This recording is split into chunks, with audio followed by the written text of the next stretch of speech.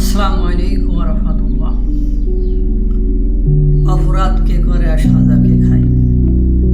দুনিয়ায় সত্য বলে কিছু নেই, সবই মিথ্যা। আমরা মিডিয়ার সামনে এ নীতিবান সে নীতিবান এসব তো বলি।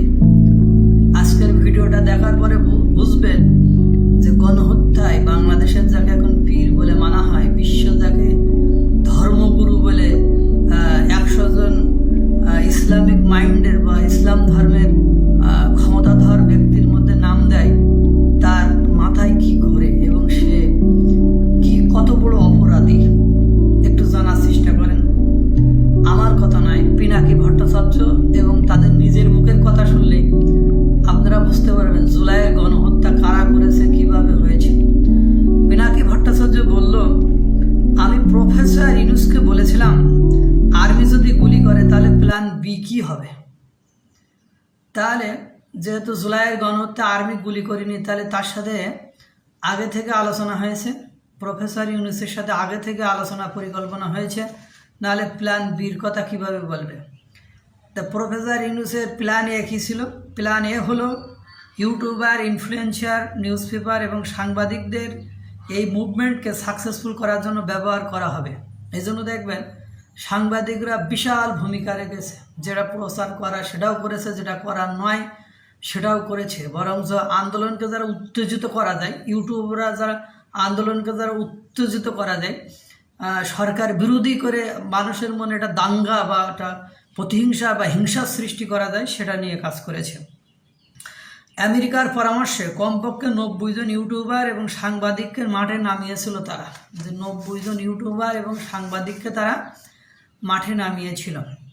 পিনাকি বলল, আর্মির সাবেক জেনারেলরা আর্মির সামনে দাঁড়াতে চেয়েছিল, মানে আর্মিরা যদি গুলি করে তাহলে আর্মির যে সাবেক জেনারেল আছে তারাও বলছে আমরা আর্মির সামনে বুক পেতে দিয়ে দাঁড়াবো।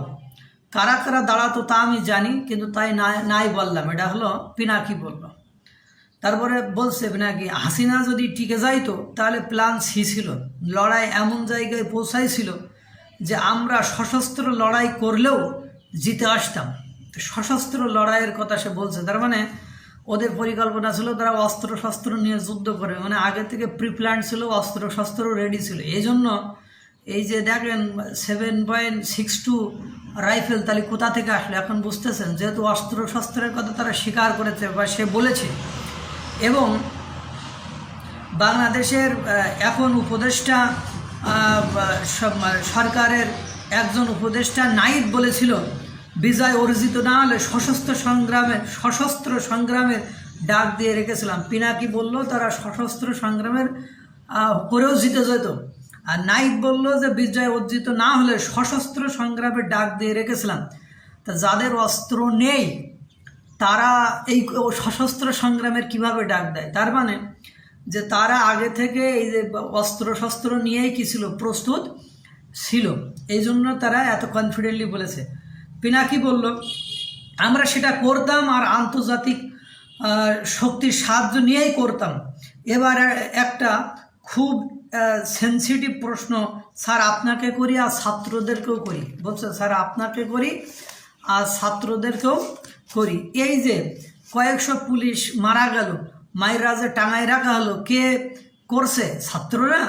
আপনারা এটার ওনারশিপ নেবেন? ওনারশিপ ছাত্ররা নিবে না কেন? আর আমার প্রশ্ন হলো, ওনারশিপ ছাত্ররা নিবে না কেন?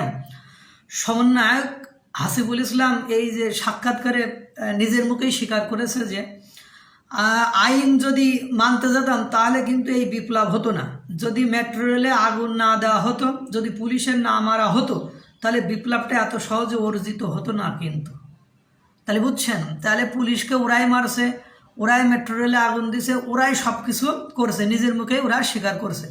পিনাকি বলল, থানা আক্রমণ হলো একের পর এক, এমন কোনো থানা নেই যে আক্রমণ হয়নি। পুলিশ যে আতঙ্কে পালাইলো, এই মাইররা টাঙায়া রাখছিল কে? ছাত্ররা। আপনারা রাখছিলেন। এই বিপ্লবে যে সহিংস হয়েছিল এবং এটা একটা প্রতারণার অংশ ছিল। পুলিশের পর যদি পতন না হতো তাহলে আমলাদের উপর হত্যাযজ্ঞ চালানো হতো। যে পুলিশকে তো মারা হয়েছে, এই যে পুলিশদের এখান থেকে যদি পতন না হতো তাহলে কি করা হতো? আমলাদের উপরে হত্যাকাণ্ড কি পরিচালনা করা হতো। ইউনূস সাহেব এই যে পূর্ব পরিকল্পনায় প্রত্যেকটা কর্মকাণ্ডের সাথে যে ডক্টর মোহাম্মদ ইউনূস জড়িত ছিল, এই হত্যাযজ্ঞ, এই থানা হামলা, এই মানে যা কিছু হয়েছে সব কিছু যে প্রিপ্ল্যান ছিল এবং এবিসি প্ল্যানে এরা যে অনেক দিন আগে থেকে এগিয়েছিল, এটা ডক্টর মোহাম্মদ ইউনূস জাতিসংঘে যে স্বীকার করেছে। মাহফুজকে দেখিয়ে বলেছিল it's amazing meticulous design things, বা যে এটা হঠাৎ কোনো গেম নয়, very well design, even the leadership it is a very well design.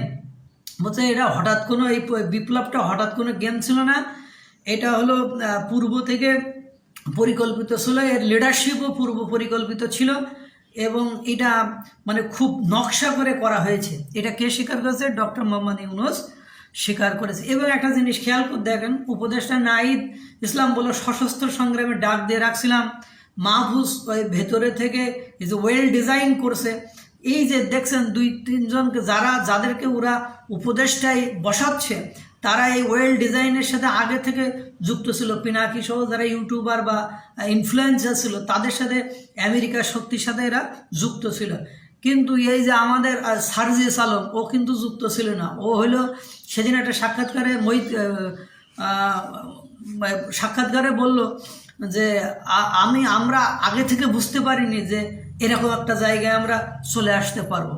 তাহলে এই যে হত্যাকাণ্ড হলো, সব কিছু দেখেন ওরা কিন্তু একের পর এক স্বীকার করছে, কিন্তু এখন পানিশমেন্টের জন্য আদালতে দাঁড় করা হচ্ছে মুজিববাদীদের, অর্থাৎ যারা শেখ হাসিনার সাথে ছিল বা আওয়ামী সরকারের ছিল, উনারা মূলত সব কিছু উনারা করেছে।